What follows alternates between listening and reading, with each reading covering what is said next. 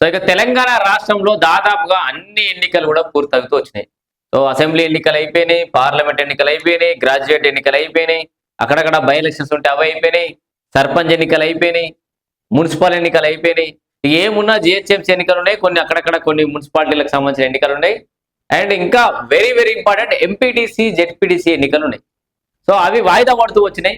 ఇప్పుడు మరి అవి ఎప్పుడు పెడతారు అనే క్వశ్చన్ మార్క్. ఎందుకంటే ఒక ఎన్నిక అయిపోగానే ఇంకా నెక్స్ట్ వాట్ నెక్స్ట్, తర్వాత జరగబోయే ఎన్నికలు ఇంకెప్పుడు అనే ఒక ప్రశ్న అయితే కనబడుతుంది. దానికి సంబంధించిన అప్డేట్ ఇది ఇప్పుడు.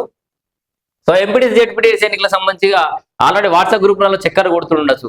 23 తారీఖు నాడు కేబినెట్ భేటీ జరుగుతుంది, ఆ రోజు డిసైడ్ చేయబోతున్నారు, 10వ తరగతి పరీక్షల కంటే ముందే అని చెప్పేసి రకరకాలుగా సోషల్ మీడియాలో వాట్సాప్లలో విషయాలు అయితే చక్కర్లు కొడుతూనే ఉన్నాయి కదా.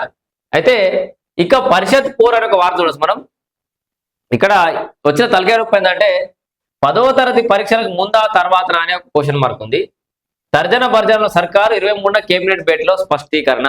సో 23 తారీఖు నాడు కేబినెట్ భేటీ అయితే ఆ తర్వాత ఇప్పుడు ఈ నెలలో మిగిలేదు వారము, ఆ మళ్ళ నెలలో ఒక 2 వారాలు, 3 వారాలలోగా అంటే 10-15 రోజులు 20 రోజుల లోపల ఎన్నికల ప్రక్రియ అనేది పూర్తి చేయాలి. సో ఈ లెక్కన మొన్న సర్పంచ్ ఎన్నికలలో ఓడిపోయిన వాళ్ళు వీళ్ళు రిజర్వేషన్ అనుకూలంగా వస్తాయి అనుకున్న వాళ్ళు ఎంపీటీసీ జెడ్పీటీసీ ఎన్నికలలో పార్టిసిపేట్ చేయాలనుకుంటున్న వాళ్ళు ఖచ్చితంగా సంసిద్ధంగా ఉండండి. ఎందుకంటే ఎప్పుడు మార్చి 14 నుంచి ఏప్రిల్ 16 దాకా 10వ తరగతి పరీక్షలు ఉంటాయి. మీ అందరూ తెలుసు కదా, ఇగో గుర్తుపెట్టుకోరు. మార్చి 14 నుంచి ఏప్రిల్ 16 తారీఖు దాకా. సో మనకి ఏప్రిల్ 16 ఎక్స్పెక్ట్ ఇక మార్చి 14 లోపలనే ఎన్నికలు కావాలి.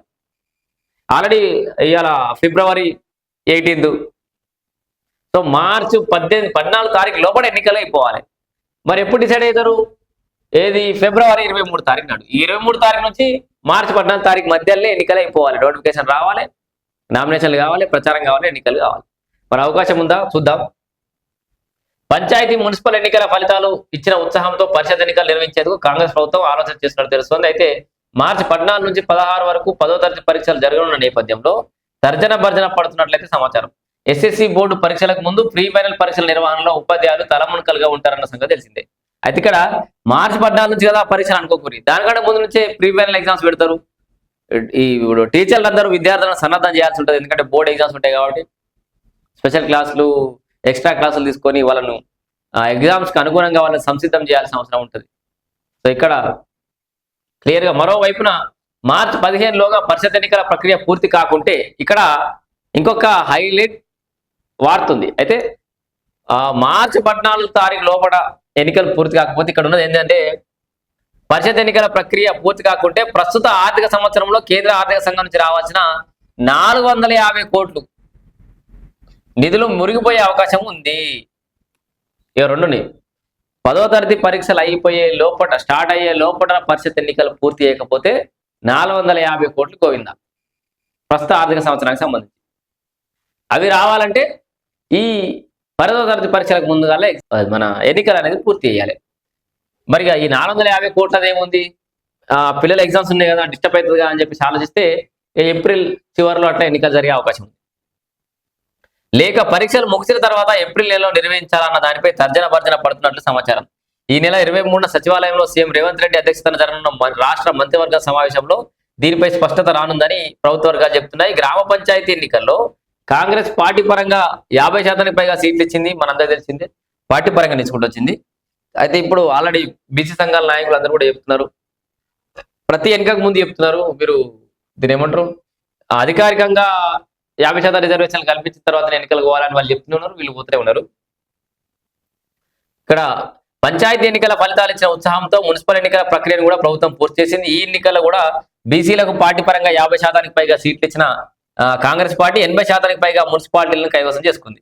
సో ఒక రకమైన మెరుగైన ఫలితాలు అయితే సాధిస్తుంది కాంగ్రెస్ పార్టీ, దాంట్లో ఎలాంటి డౌట్ అవసరం లేదు. అయితే ఈ ఉత్సాహానికి తోడు కేంద్ర ఆర్థిక సంఘం నుంచి 450 కోట్ల రూపాయల వరకు నిధులు రావాల్సి ఉండటంతో పరిషత్ ఎన్నికలు నిర్వహించే ఆలోచన రేవంత్ సర్కార్ చేస్తోంది. ఈ నెల 23న జరిగే కేబినెట్ భేటీలో తుది నిర్ణయం తీసుకున్నారు. ఎస్ఎస్సి పరీక్షల కంటే ముందే పరిషత్ ఎన్నికలు నిర్వహించాలని ప్రభుత్వం భావిస్తే ఒకవేళ 15 రోజుల్లోగా ప్రక్రియ పూర్తి చేయాల్సి ఉంటుంది. అంతే కదా, అంత టైం కూడా అంతకంటే ఎక్కువ లేదు కూడా. మార్చిలోనే 2 విడతల్లో ఎంపీటీసీ జెడ్పీటీసీ ఎన్నికలు నిర్వహించి 14లోగా జెడ్పీ చైర్మన్ల ఎన్నికలు కూడా పూర్తి చేయనున్నట్లు చెబుతున్నారు. వెంటనే ఆర్థిక సంఘానికి నివేదికలు పంపనున్నట్లు సమాచారం. ఎస్ఎస్సి పరీక్షల తర్వాతనే ఎన్నికలు నిర్వహించాలని నిర్ణయిస్తే ఏప్రిల్ చివరి వారంలో. ఇక లేదు టైట్ షెడ్యూల్ ఉంది, ఇబ్బంది అవుతుంది అనుకున్నప్పుడు ఏప్రిల్ చివరి వారంలో మన ఎలక్షన్స్ అయ్యే అవకాశం ఉంది. రాష్ట్ర బడ్జెట్ మీద కూడా చర్చ జరిగే అవకాశం ఉందంటే 23 తారీఖు నాడు పనిలో పనిగా 23న జరిగే కేబినెట్ భేటీలో భారత ఎన్నికలతో పాటు పరిషత్ ఎన్నికలతో పాటు వచ్చే ఆర్థిక సంవత్సరానికి రాష్ట్ర బడ్జెట్ పైన కూడా చర్చిస్తున్నారు. బడ్జెట్ సమావేశాలు ఎప్పటి నుంచి నిర్వహిస్తారన్న దానిపై ఈ భేటీలో 23 తారీఖు నాడు అన్ని క్లియర్ గా బయటపడే అవకాశం ఉంది. ఏంది ఎంపీటీసీ జెడ్పీటీసీ ఎన్నికలు ఎప్పుడు నిర్వహిస్తారు, రాష్ట్రానికి బడ్జెట్ ఎంత కేటాయించాలి, ఏప్రిల్ చివరి వారంలో ఎన్నికలు నిర్వహించాలనా లేకపోతే మార్చి 14 లోపలనే, ఎందుకంటే పద్ధతి పరిస్థితుల వాటి లోపలనే ఎన్నికలు నిర్వహించాలనా, లోపల నిర్వహించకపోతేనేమో 450 కోట్లు పోతాయి.